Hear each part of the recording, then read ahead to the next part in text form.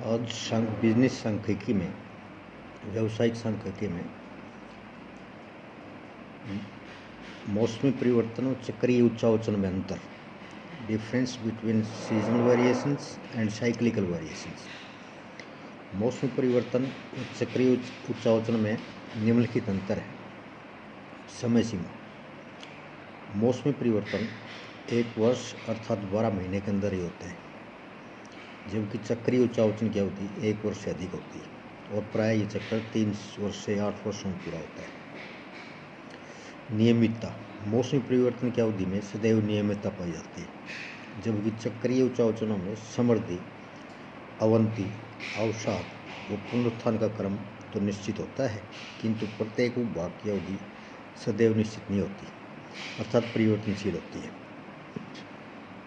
परिवर्तन के कारण: मौसमी परिवर्तन प्राय मौसम के बदलने अथवा रीति रिवाज, परंपरा, फैशन आदि के परिवर्तन से होता है, जबकि चक्रीय उच्चावचन के अन्य कारण होते हैं जो मौसमी परिवर्तन में होने वाले कारणों से भिन्न होते हैं, जैसे मुद्रा प्रसार, मुद्रा संकुचन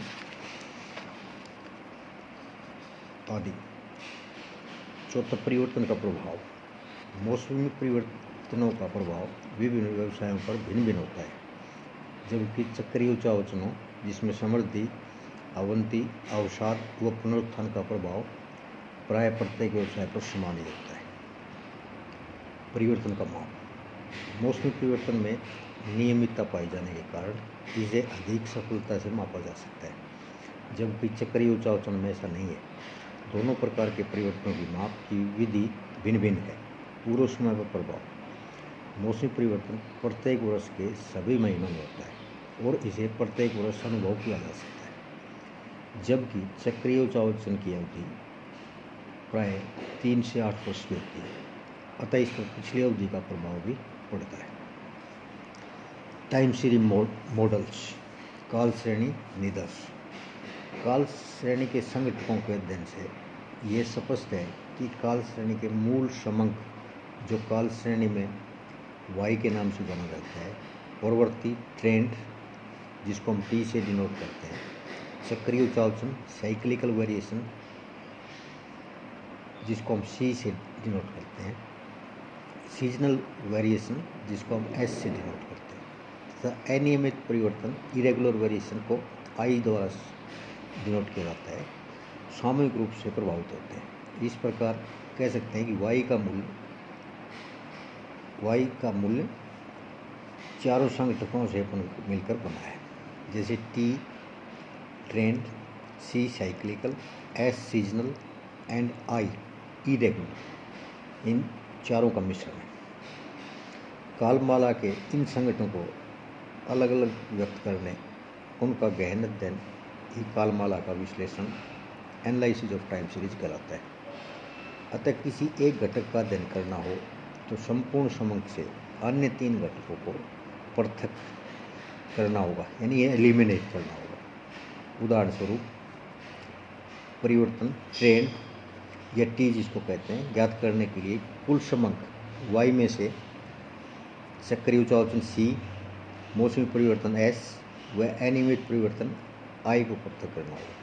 प्राय विश्लेषण प्रक्रिया 2 रीतियों का प्रयोग किया जाता है। टाइम सीरीज मॉडल में योगात्मक निदर्शन, एडिटिव मॉडल, और दूसरा गुणक निदर्शन, मल्टीप्लिकेटिव मॉडल। योगात्मक निदर्शन एडिटिव मॉडल के अनुसार कालमाला के किसी भी वर्ष का मूल्य उसके चारों संगठकों अर्थात दीर्घकालीन प्रवृत्ति, चक्रीय उच्चावचन, मौसमी परिवर्तन, अनियमित परिवर्तन के योग के बराबर होगा।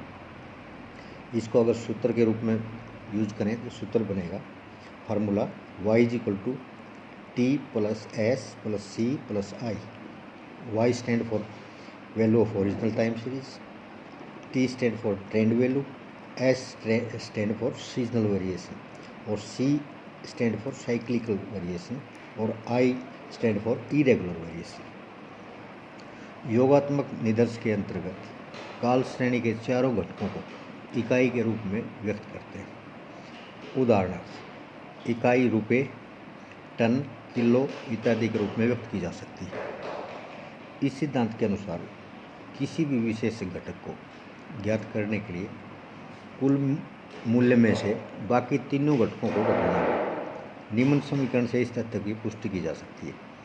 y इज इक्वल टू हो गया t plus S plus C plus I, चारों का योग। t हो गया y में से एस, सी और आई का जोड़ घटा देंगे, यानी एस सीजनल, साइक्लिकल और इरेगुलर, इन चारों का जोड़ y में से घटा देंगे, t की वैल्यू आ जाएगी। इसी तरह सीजनल निकाला जा सकता है, y में से y बाकी जितने बचे घटक t, c और i, यानी ट्रेंड, साइक्लिकल और इरेगुलर, अगर घटा दें y में से तो ये सीजनल बच जाएगा।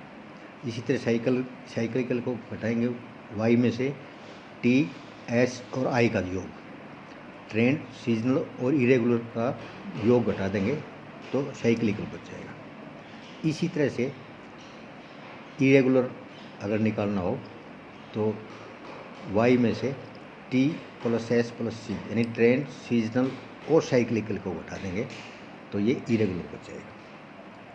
तो आज इतना ही, थैंक यू।